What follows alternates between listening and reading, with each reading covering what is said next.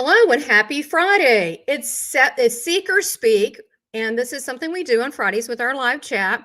Sometimes I also do a spiritual lesson, but welcome. Here we are. It's been a crazy Friday. I don't know about you, but we're going to have so much fun and just shake off the day, shake it off. I know it's been a long day, and we have awesome guests. We're going to have a blast, y'all. There's a reason I'm having my cowboy look. This is not I've got like 12 or 15 cowboy hats. I'm into this. So I am a Carolina girl. We do have some Texans here, but they're in the virtual green room. So let me go over some announcements first. The guest that we have tonight, which is Brother Ed Salisbury and Dr. Cheryl Mackin. I'm going to bring them on in just a minute. They're also going to be, for a few minutes, for members only, speaking with us personally, privately, one-on-one after this public chat. So if you want to be a part of that, there's still time, whether if you sign up to be under Join, a guardian, or a love leader, and you can be a part of this because we're going to have fun. So if you want to, there's the information. You just go to the Join to the main page and it'll have all the information. Plus, I've got awesome perks. I mean, if you're a love leader, we meet once a month for 90 minutes to 2 hours with spiritual life coaching. So that's awesome. And you get your name on the credits and other things as well. So anything you do to support this channel is very much so appreciated. And we're going to be having a lot more fun guests like this. So please be a part of that. Now, let me tell you about today's guest. They are so much fun. They're multiple near-death experiencers like myself. I've had 6 near-death experiences. And let me tell you who I am. That might be a good start, right? I'm your host, Tamara Richardson, and I'm a 6-time near-death experiencer, as well as an evidential psychic medium, afterlife speaker, Christ Chandler, and a few other things. So, with these NDEs, you do get abilities. It's just sort of many times comes with the territory. So we have 2 that are an NDE couple. And I want to, we're going to talk about that story, some fun other stories that they have for us that you will not hear anywhere else. So I'm going to bring them on, and that would be Brother Ed Salisbury and his partner, Dr. Cheryl Mackin. Welcome. Hi. So have y'all had a nice day? Last time I was talking to you, y'all were buying some groceries or something at the Walmart, which I love. I can't even go in there for, just for one thing. I walk out with a million things. So how's your day been? Good day. I want to say to your guests and everyone out there, howdy and namaste, y'all. Welcome to our kitchen. Let me take things off and get comfortable. Not everything. Wow, this is nice. So we're having some kitchen talk today. So we're gonna have a blast. And I designed these live chats because so many of our near-death experiencers, when we tell our story, and there's so much more to us than that. We've had multiple spiritually transformative experiences. Spirits, ghosts, angels, Jesus, sorts of stuff that they don't really get to know us and our personality, because it's kind of serious when we're telling these things. So this allows my NDE friends and peers to be able to share a little bit of themselves, because I get to see how cool they are because I get to talk to people, and this is a way that you can know them as well too. So I'm going to open up the chat too, and here we've got, oh gosh, people are piling in. Hello, Kelly. She's a love leader. Hello. And I'm telling you, they have been yeehaw. Exactly. I did that at a show once, and a friend who was doing it with me, and I love her a lot, but it really upset her that I went, yeehaw. She was from the north before I opened my show up, but it seems totally natural to me. And we've got here Adriana, yes, the lion lady with her beautiful, gorgeous hair. And she is one of your fans. She just has seen your story, Brother Ed, so much, and excited you're both here. So they're popping in. Oh, we got a correction there. So they are popping in, and everybody, welcome. And again, if you haven't, hello to Clay. And I want to shout out before we actually begin. Clay does a bang up job making sure our sound and our editing is done really well. I do 90% of everything, but he does a wonderful job with these edits and make sure they're on time. And it's a lot of work. So I want to thank you so much. And Clay's my husband. We've been together a long time, since I was 19. That's a long time ago. So let me go ahead and so tell us, I was saying earlier, what are some stories that you can think of? Either one, it doesn't really matter. I know. Well, before we begin, people watching, you can go and see the previous interview with Brother Ed Salisbury, and then yesterday, Dr. Cheryl Mackin came on as far as their near-death experience stories. You can see that. You can see the links below. You can see they're both funeral directors as well as hospice caregivers. They work with yoga instructor. They do a lot of things. And they've been around with the near-death community a long time, and they are somewhat pioneers in this area. So that's a little bit of background. There's so much more than that. But I know we talked about some fun stories or interesting stories. Did you have one for us tonight? I have one. In fact, we're going to take turns trying to share a few intimate glimpses on what spiritually transformative experiences we've had. And I'm going to let Cheryl start it off. Ladies first. Okay. I'm going to start off with before birth. So this is a pre-birth experience, Which she has been written up in a couple of books about. Wow. So I remember being with a number of other little beings. It seems like we were small beings, and we were behind us was a larger being, like an angel, and we were looking over. It was like you would be looking over a railing on the top of a very tall building, Or crib of heaven. Well, we were looking over, and we were seeing the entirety of mankind. And wow. Zooming in, we got to see, and I was seeing this family and going, oh, that looks like the perfect family for me, because they had already had one child. My mother was RH negative. And so she had lost the second pregnancy. And my thought was, oh my goodness, it would be so great. My dad was a senior in college at the University of Minnesota, and they did not want more children at that time. And I thought, this would be so perfect.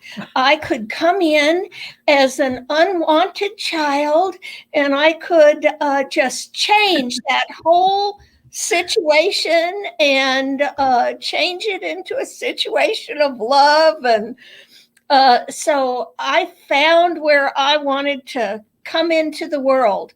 And I know a lot of people don't understand that we can choose before we're born. We choose the kind of situation we want to come into and what we want to learn in this lifetime. So that was my experience, and that was exactly what happened. I came into a situation, my poor daddy had to drop out of school and never graduated.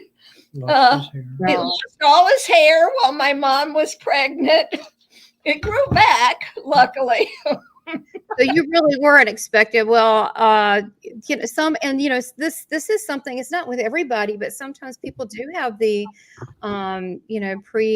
pre-birth memories. So was this before? Did you have your NDE before, or this was after? No, I had my first NDE when I was 6 weeks old. I died of whooping cough.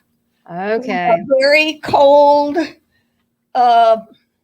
wintry Minnesota day. And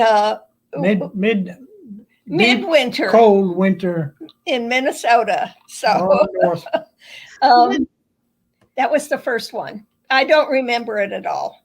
No, that's fine. This is interesting because a lot of people, and I just want to point this out for people watching, they might not really remember they had a near-death experience, but if they had a fever or some type of thing that was life-threatening that maybe your parents never told you about, that is a common thing. I think the main signs are looking at the after effects of NDEs and go, oh, maybe I had one, which is changing, electrical things, time, and being intuitive. Sometimes it could be feeling you don't belong here or you miss home. It could be there's a list of several things, but this there are plenty of people waking up all the time. They realize they did have one, and I didn't know. I know you both are friends with PMH Atwater, but I didn't know till reading. Who's, by the way, her books are amazing. She has done a lot of research on childhood NDEs. Okay, so check that out at PMH Atwater. And she's one of my first ones below. You can check and see the interview. But she wrote a book, and it was Forever Angels. I believe it was in that. And it was about prenatals. And I remember my prenatal. And I also remember beforehand being spirit following my mom around and how cute she was. And she just wanted somebody. She was so cute. And she was like, I just want one person to love me. And I was like, I can do it. So I didn't know that was a thing because I didn't know there was a label for it. So, you say these things because then people go, wait a minute, I might remember. And this happens quite a bit. So, Ed, do you have a story of interest? I'm told I have more than people want to put up with, but I'll tell you one. We've talked before. People who've seen your interview with me know that I died in a car wreck at 26. And in the following 7 major surgeries, I had a drowning and I died on the operating table. But I want to go all the way back to a time when I was still a junior in high school, and I went off to Navy boot camp because I wanted to get a head start on my Navy career. My dad was in the Navy, granddad was in the Navy. So I went to boot camp in San Diego. And a number of weeks into the whole summer, it got pretty miserable and hot. I ended up being what they call recruit chief petty officer. In other words, I was responsible for a squad of 24 men. And there was this one night, you come home exhausted and you barely have enough energy to shower and crash into bed. Well, a young man, one of my associate partners, was coughing and coughing and coughing, and I went up and I found him shaking with a fever, soaking wet. And I said, there's no way, I know I'm supposed to stay in place. I've tried to get someone else's attention. So I carried this man all the way down to the emergency clinic at the Navy base. And these people, when I walked in the door, what are you doing out of bed? And I explained, and I gave him this man. And they said, well, you did the right things. Now go back home. So I'm heading back home. And as I get almost, through the parade ground back to my barracks, the door to the chapel opens. And I look in there, and there was this picture of Jesus on the cross. Now, you got to understand, I grew up not sure who I belonged to, where I should be, but I did know the Bible pretty well. And I was an altar boy, and I thought I might even want to be a minister. Well, on this occasion, I just felt called, so I walked into the front railing and sat on my knees and prayed for that man that I just left at the hospital. And as I got up to leave, to this day, I don't know if I was seeing spirits or hallucinating, but Jesus took his arms down and reached right out to me and says, thank you, son. You did the right thing. That's beautiful. So beautiful. Well, here's it. I guess it doesn't really matter, does it? It still happened, and right? However we want to categorize that. That's all that we get hung up on categories and labels, but it still happened, and we're a spiritual being. Jesus is definitely a spiritual being. Why not? Right? I mean, what are we supposed to put boundaries on things? I think we put boundaries on ourselves too much. So, hey, I'm like, I've seen so many crazy stuff. I'm like, Jesus come right out of that picture and give you a hug, and I believe it. Wow. You know, our teachers all point out, as we believe, so we receive. Well, belief can be one of faith, or it can be one of fear. It can be one of doubt and fear, and this whole concept of zombies are going to get you, or or someone enemy or bad boy or bad guy. Right. Don't give your energies to fear and doubt. Focus on God and love, and the rest will take care of itself. Cheryl, you want to tell them another story? Yeah, I want to talk about. Now I've had 3 near-death experiences. So the one when I was a baby, and then when I was 19, I was in a fatal auto accident and broke my neck and had a closed head injury. But the third one was a drowning out in Hawaii. And I'm not going to talk about that experience, but I'm going to talk about what happened after I came back. So it took. You want to give them a thumbnail, at least how you actually were taken off the cliff, going to deep ocean, and I think that's a good idea. You can see the whole interview or her talk about a little bit of this, but I think it'd be a good idea to give just people watching it from just a quick, synopsis. Okay. like a 2-minute summary. Mm-hmm. The elevator NDE. I was with a friend of mine, a boyfriend, and we were cliff climbing in Hawaii on one of the little Mokaluas off Lanikai Beach. Big mountain that looks like a thumb sticking out of the water. Yeah, like one of those little peaked islands. And we were cliff climbing. We were oceanside, and a huge set of waves came in from 2 different directions and sucked me off the side of the cliff. I was gone for about half an hour, and I was very badly damaged. And my whole experience was, in other words, I went into the light and had a near-death experience, popped back up into a tide pool about half an hour later, and it took me about a month to heal out there before I could fly back to Texas. And when I got back to Texas, I finally had the film developed. I had been wearing one of those little underwater cameras, a little Kodak that can't take double exposures or anything like that. And it had a picture of a being on it. Mm-hmm. And it scared me a lot, because at first we thought maybe these were people who had drowned out there, and their pictures were imposed on the film and everything. And what happened was, I called my best friend there in Texas and said, I really need some help. I need a counselor.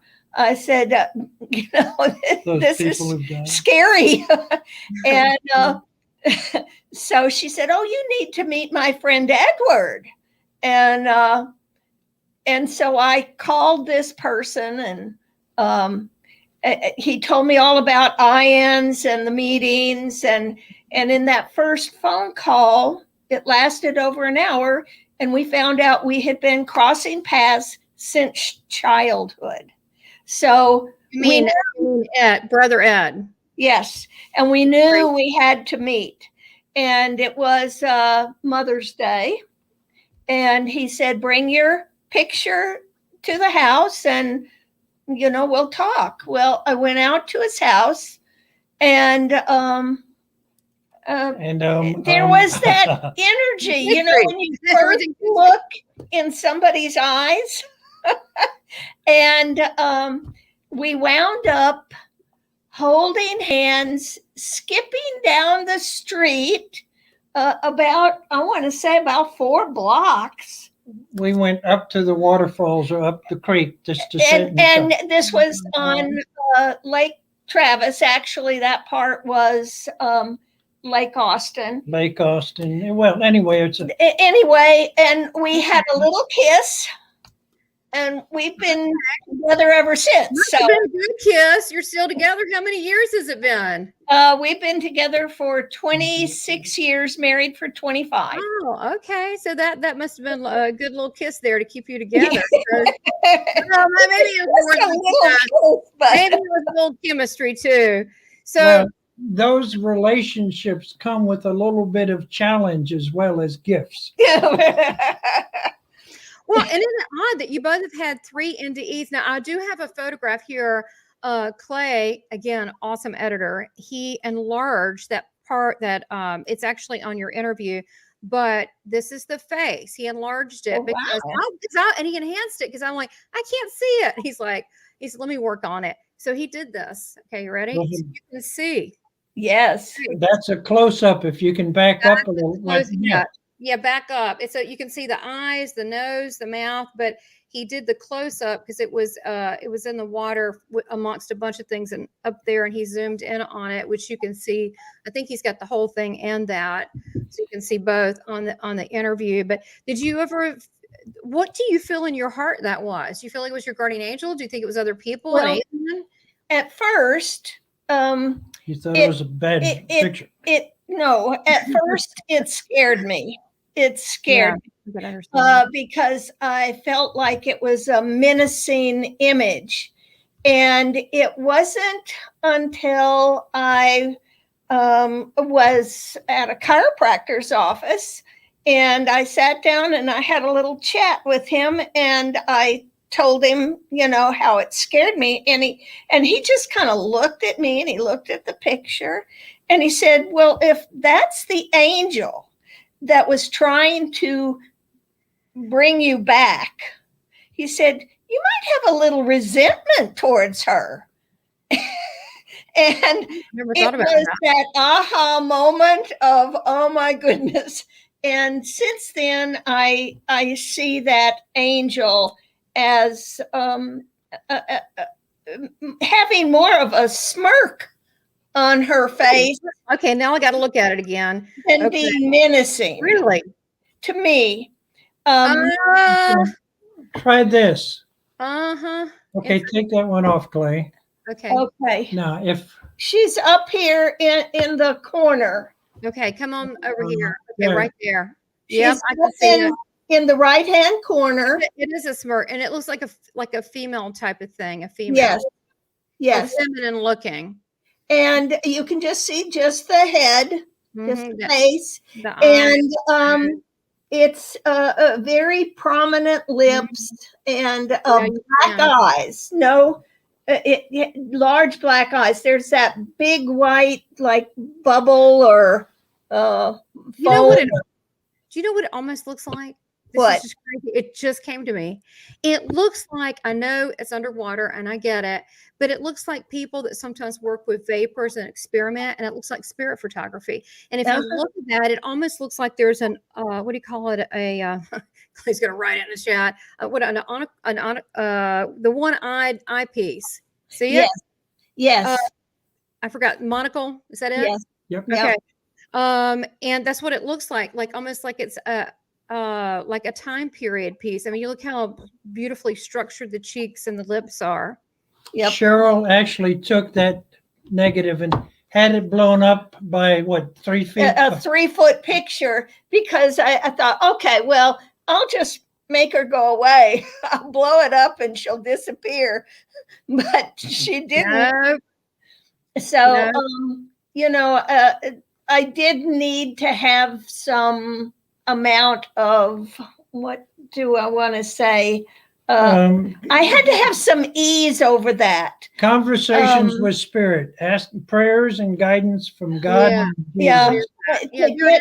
From a point of fear to a point of, wow, this is the angel that brought me back, and I have more to do. It wasn't a negative thing. It was a real positive thing. So Right. I had to go from negative to positive. Well, it was fascinating because it was just, I mean, that is, and in 30 minutes under the water. So you said you were pretty mangled up. I remember in your story, Yes. you were saying Yes. that. At the hospital, they said that I was a classic drowning and they had to really clean out. I was ripped to the bone in a lot of places. So By coral, it's still embedded in coral her and skin. yeah, I still have Oh, dear coral God. in my body, but yeah, so they had to clean out all those areas and everything in the hospital. Wow. And they called me a classic drowning. Well, more than a classic. I mean, that was pretty brutal. 30 minutes. So, I know have you had other angel type experiences too? I've had an experience. This was after all three of Keep my going. I'm near-death stepping back. experiences. Okay, go ahead. It's a And little warm in this. Okay. and I was asleep one night. I lived up in Connecticut, Mhm. and at this time I had not had the third one. I hadn't had the drowning yet. But you And left your it was- husband. You were living as a single mother in Connecticut. I was, yes. Okay. And I had a visitation actually by the Dalai Lama, and it was an experience that was realer than real life. It was so vivid, so strong. And he came to me and said, "You're on the wrong path. You wanted to be a doctor. What are you doing?" And What were you doing at the time? at the time, I was selling jeans in a little jeans shop. So, Okay. Well, and going to school, I was in school, working on a master's degree, and the Dalai Lama took me through step by step how to become a doctor.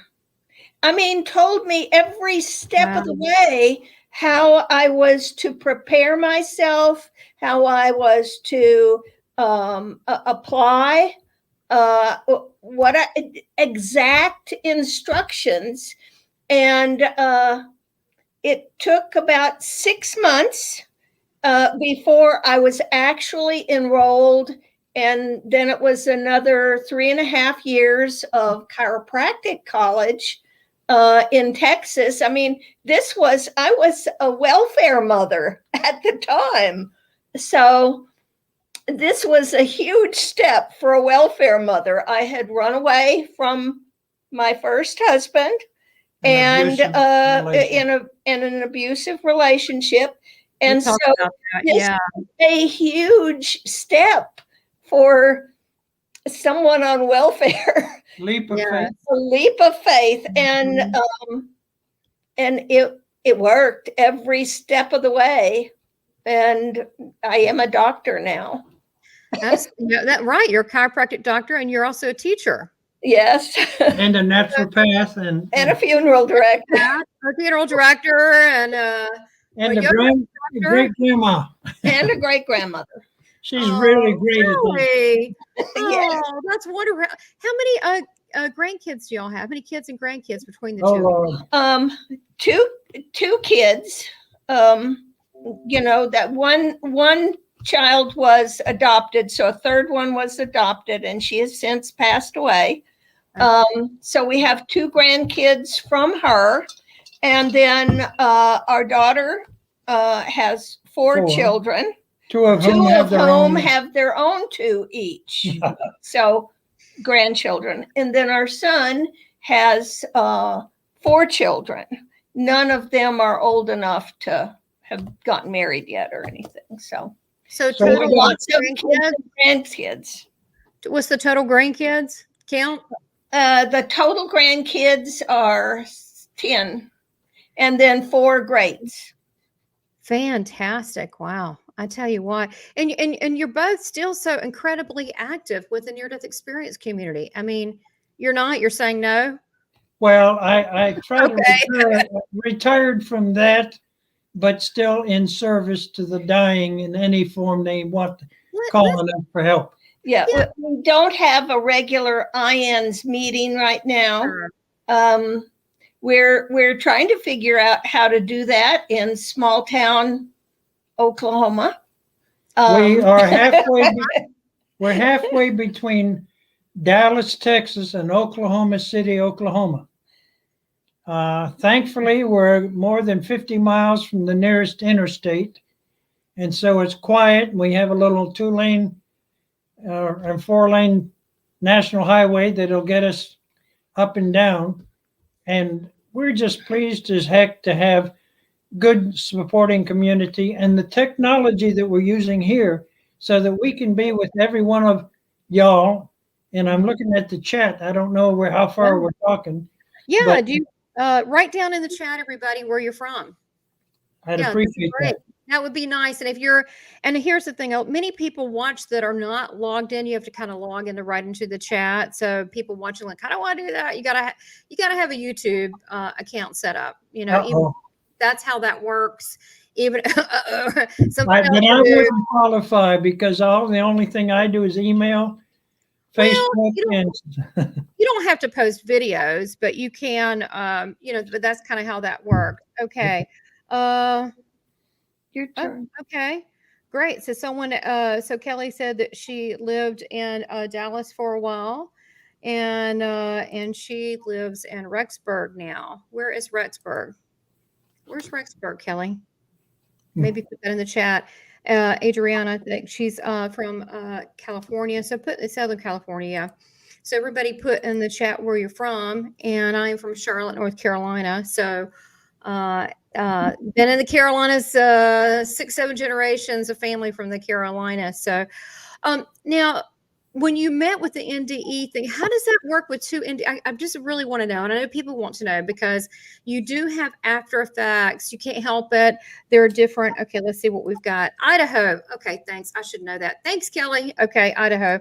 So there are after effects that do come with, not everybody, but I would say it's common with near-death experiences to get an after effect, whether it be electrical responses. We both talk about stopping watches, clocks, things blowing up, stuff with electrical, all sorts of mess like that. But then you can get intuitive things. You can get energy. Some people become healers. Some people good at numbers. Some people play music well. What are the two kind of after? You can just be more sensitive to empathic people. What do you think yours are, and how do they mesh together, especially with this end of life? I want to talk about this end of life and the special things you're doing with that.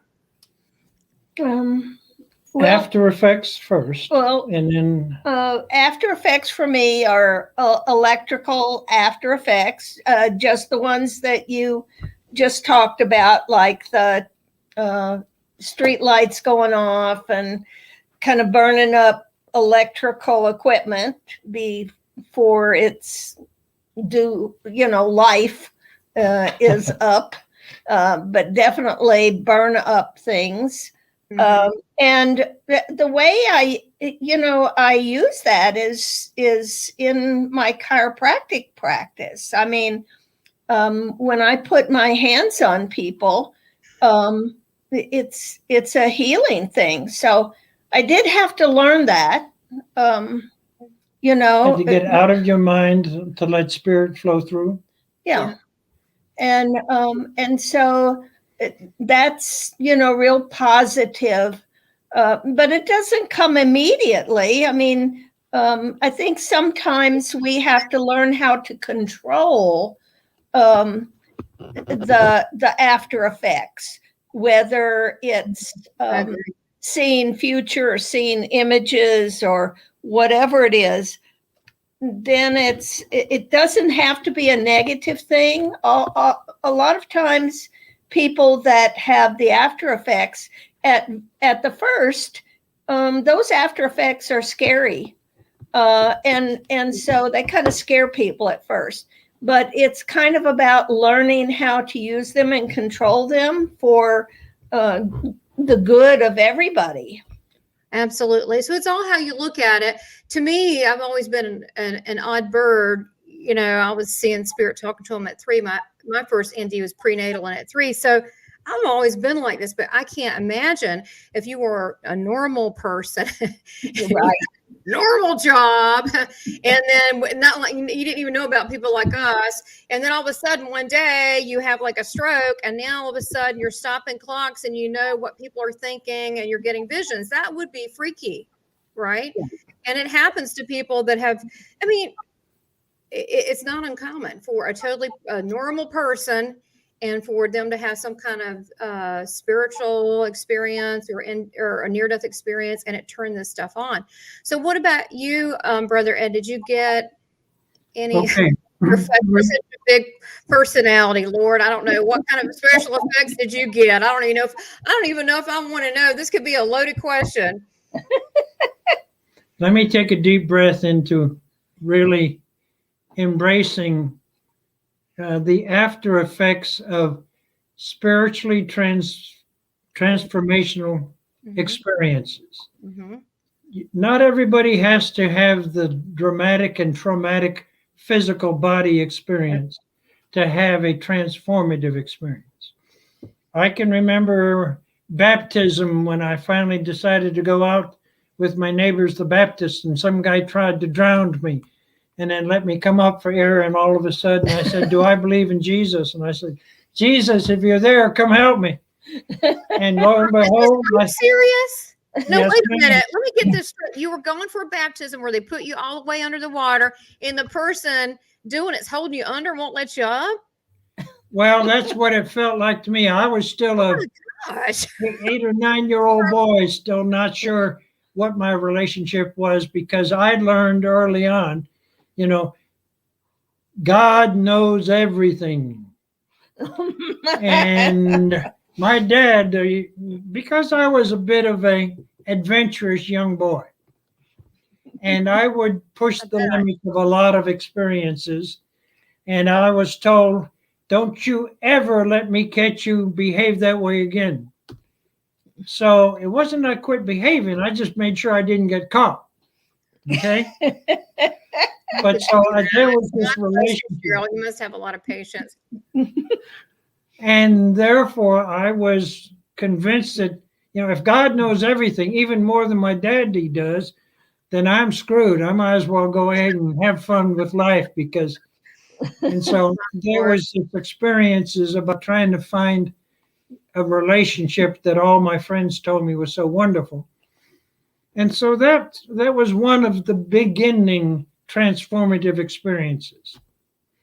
And I hope your audience realizes that near death is just the most, I think, traumatic or painfully challenging way to have a transformative experience. I'm happy to say that there are many times now in my deep meditations that I can feel that presence of the white light. But it's rare and it takes a lot of work to be there. Be here, be still, watch what happens between our thoughts. After effects that continue to emerge are super sensitivity. And so I'm sensitive.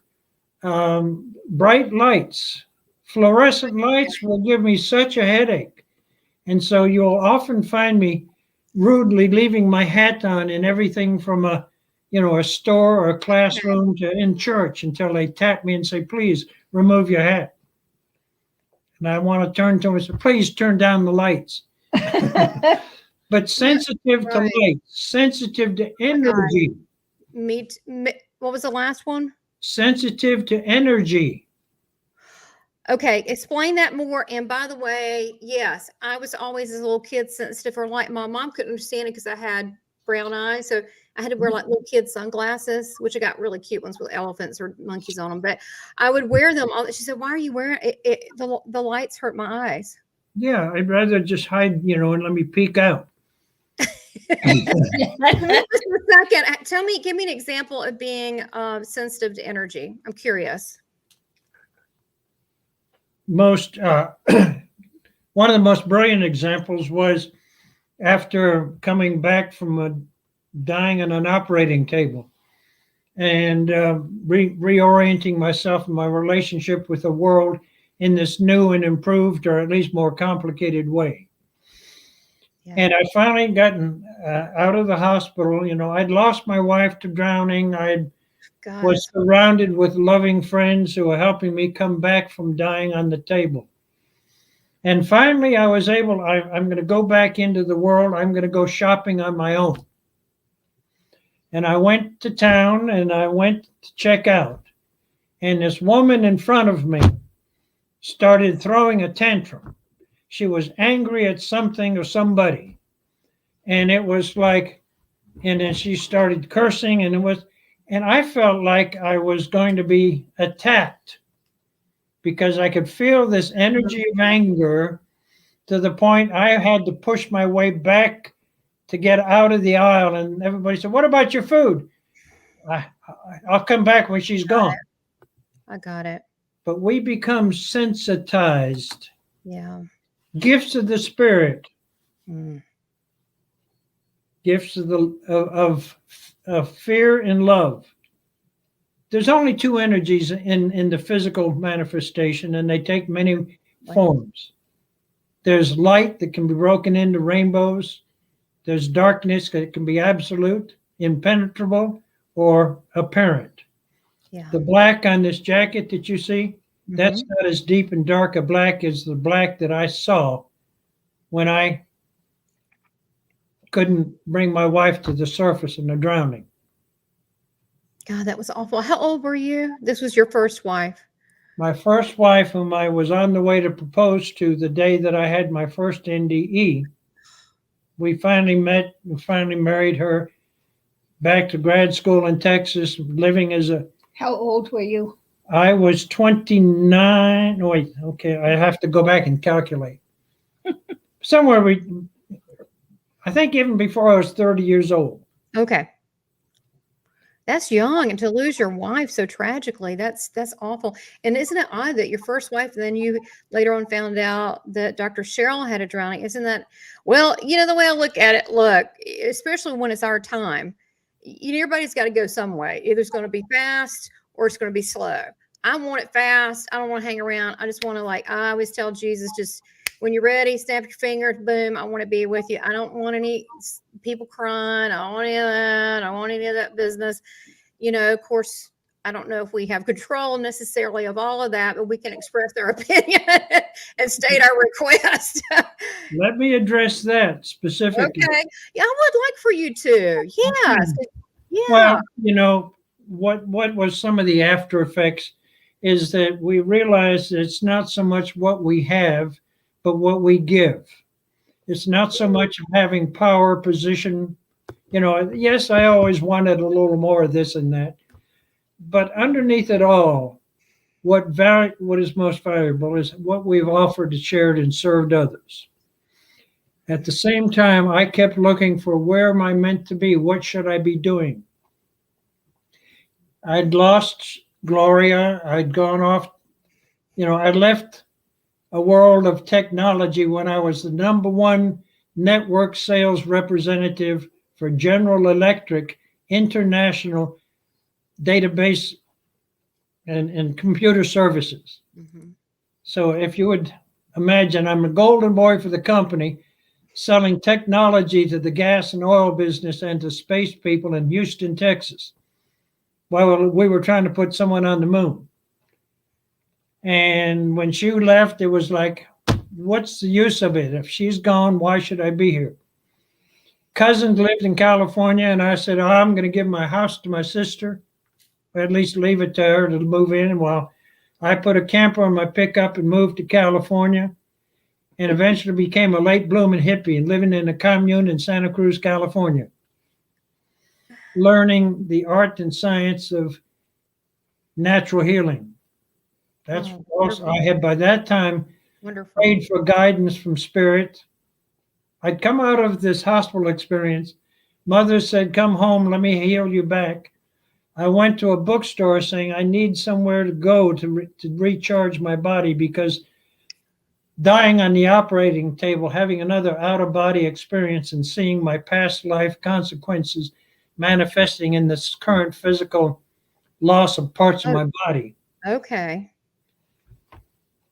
I'm digressing for a moment, but so here I had this near-death experience, and I'm trying to heal myself. I went to a yoga camp, became a healer, became healed, and learned to teach others. Beautiful. On the West Coast, I remarried. I then went back to learning about caring for others, became a hospice volunteer, eventually got called back to Texas by mother to help her care for dad dying at home. And I came back to Texas just to visit to help mom because she had to go away for a month. And I decided, what I like about Texas is people here are a little more sincere. They're not all, movie stars and wannabes It's on true. the West Coast. Yeah. Not to degrade it, it's a wonderful country, and California is some of my most famous memories. At the same time, I'm more at home here in the Midlands of the middle USA. Okay. What is it? Texahoma? Kind of in between both. Yes, ma'am. I think what he's saying is oftentimes when one has had a spiritually transformative experience, whether it be a near-death experience or something else, Born again. it takes a long time of integration Exactly. to actually allow whatever gifts to first of all accept the fact that the changes in you are gifts. That's the first one. Right. To accept the fact that you now have gifts that you thought were, Curses. terrible maybe at first. You're like, what do I do with this? So in order to do that, it may take your whole lifetime. And Hello. and that's okay. Because I feel here. Some people ask us, why did it take you, three near deaths, and they've asked Edward and I that together. Why so many? And I just say, because we're slow learners.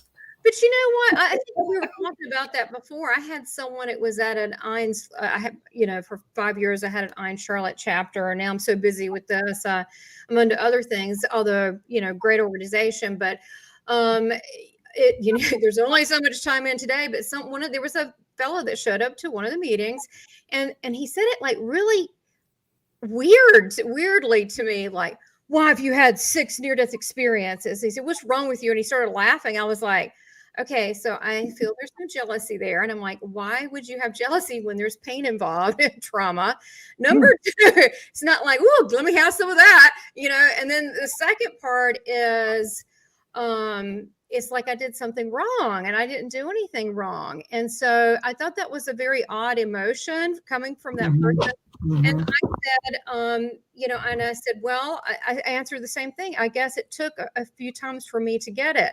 So in reality, I really feel for me, it's because I had to check back in home base. And I think there's a part of me that misses home.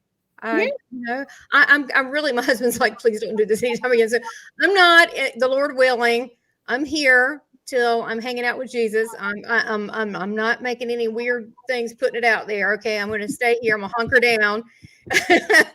Like I said, knock on wood, it's not all my choice, but I do think that we do interact with the divine source, the one of all.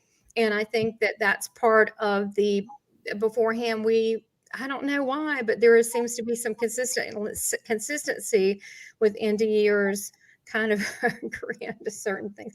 I don't know. I think that we're hard-headed. I think that we got our own way. We're not like a normal go along with things people. What do you think? We're very, what I mean? We have our own minds. Yes. We're all, and I've been asked, and I've finally come up with the best response I can when doctors and nurses who know me keep saying, well, can you summarize your experiences in 1 or 2 sentences? And I say, no. But if I must, I come from personal experiences that tell me that you and I and every living being are unique, precious, Very. powerful, immortal beings having a temporary experience in this physical dimension of time and space. Yeah, everybody is. And I want to shout out real quick. We've got David Stooch here who wrote the book, God Took My Clothes. He's interviewed. I know I was so hoping he would be a part of this tonight. And Great, and David. also the actor, hey David, he's a Love Leader member, and he's really doing a lot of things. He's going to have a lot of things going on his own. He's in his own right, definitely a spiritual leader. His book is phenomenal, but he did interview over what was it? Almost well, he said it was more than that, but it was like. And I think he said 2,000, but at the time it was less than that, near-death experiencers, and put the findings in the book. So that's fascinating. So David, go to the 705, go to the live chat with us later so you can ask questions. So because he is a researcher, and thank you for your beautiful comment. That's really sweet. That touches me. Thank you very much. Did you want to have Cheryl tell me another after effect? Sure. I think we aren't so religious as we are spiritual. I grew up as Catholic in the Catholic Church. So when you talk about martyrs, rigidity, it's a certain way. And certain way of the highway, yeah, sort of, that rigidity is gone. We see that God is everywhere. Yeah, it doesn't matter what church it is. What brand is your God? There's only one. There's only one. He, she, it shows up everywhere. And I think that's one of the things that most experiencers, that happen to most experiencers, is that they begin to love everyone, and they love everything equally that comes from God. Totally. And it doesn't matter what the name is on the front of your church.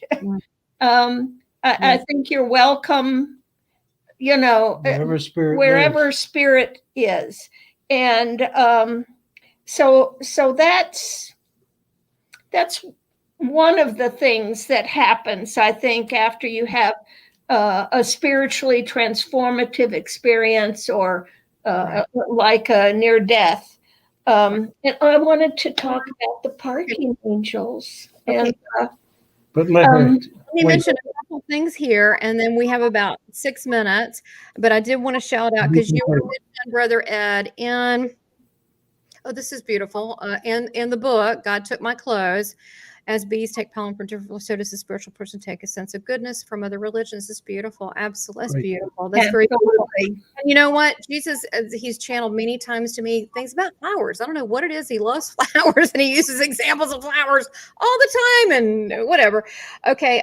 And also, if you want to get David's book, I've got it in the chat, but it's on Amazon. So you can hear more about Brother Ed's story that's in there. So we've got about 6 minutes. So, golly, Pete, well, we might go over 7 minutes, but I did want to mention, I did want you to cover one little thing, because we were talking about the possibility of doing an end of life, a special event, actually, and whether it be a 2-hour event, end of life, and about, because this is something that's going to happen not only to us, but our loved ones somewhere. How do you treat them toward the end of life? How do you handle family members? What about arrangements? And we don't have to have the traditional funeral anymore. What are I mean, I think we're getting out of the convention because of doing things, the whole COVID being, the pandemic being at home, people have re-looked at how they do things.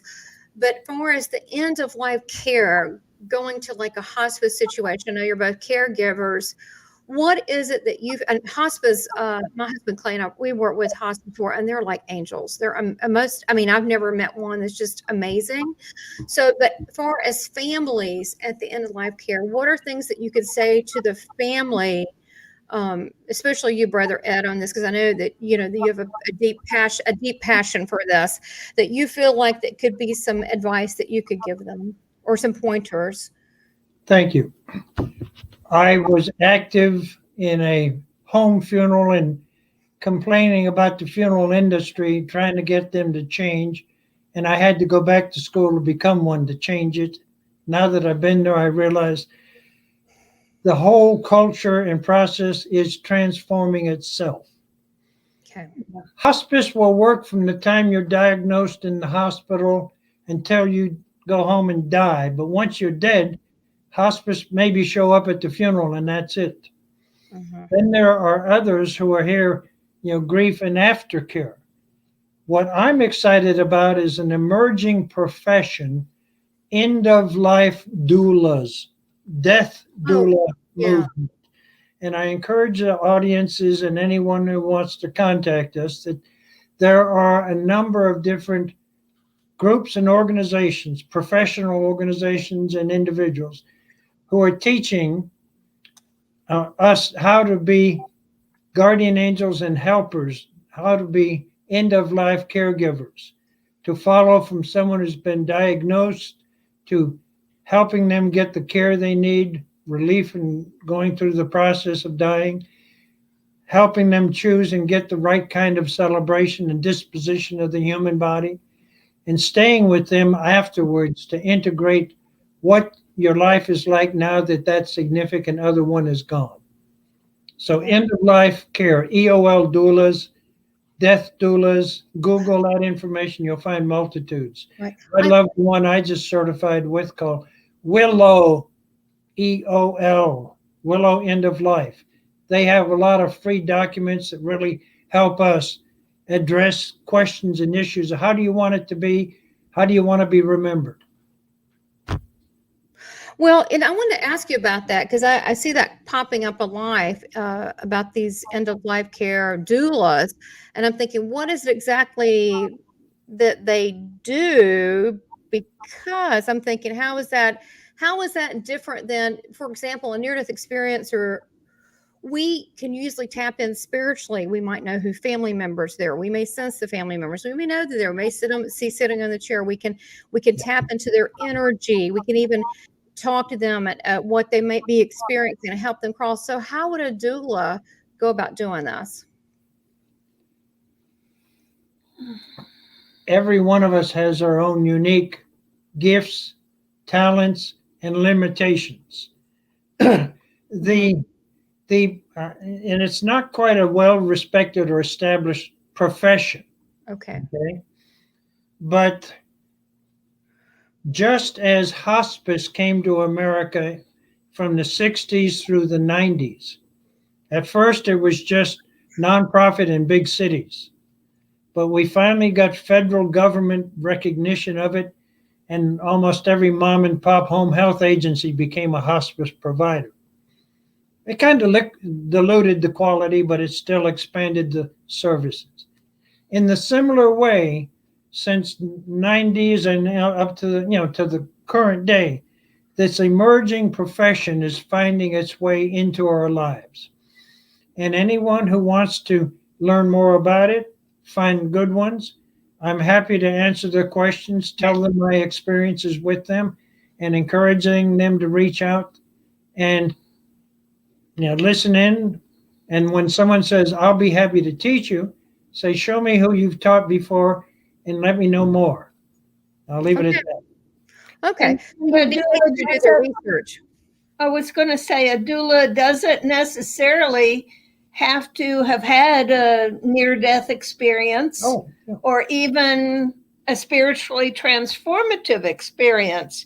But I could assure that a doula will probably soon have some spiritually transformative experiences. Well, if they spend enough time with death, they're going to see some supernatural crazy stuff going on. Exactly. So That is funny. How true is that? I mean, I think a lot is funny. I never really liked hospitals, and I think one of the reason being, we're talking about energy, is when I walk through and I go past everybody's room, I see all these family and spirit members, and then I walk through the next and I see all that, and then I walk through, I see angels, and then I see some darker stuff, people having some kind of dark night of the soul, you know what I mean, going on spiritually. yes. What's that? You know, what's going on there?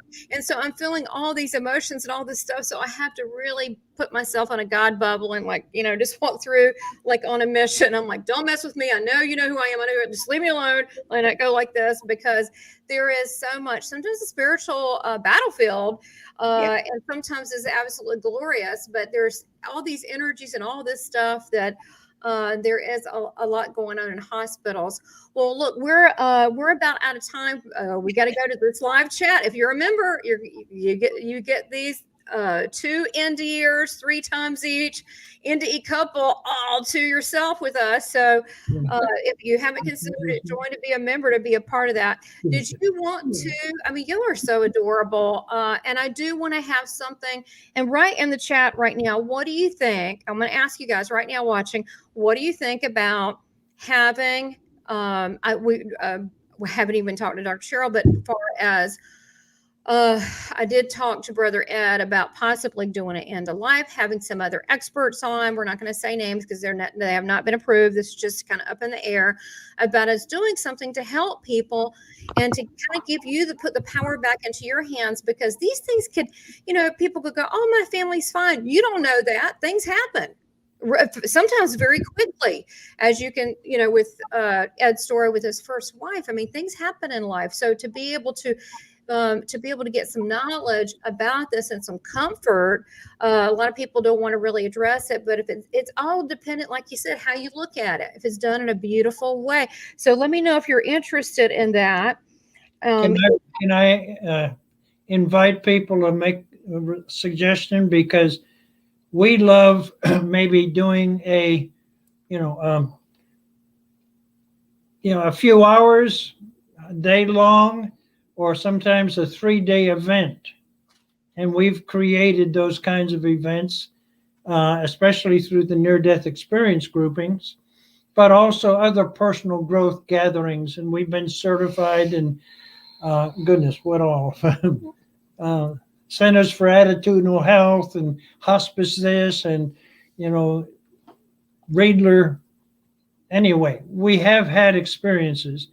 And now that we have this capacity to have virtual gatherings, I think we could find a time in our life and a window to set something up, even if, one time or maybe repeated monthly, get together, talk about issues in life and how you want it to be.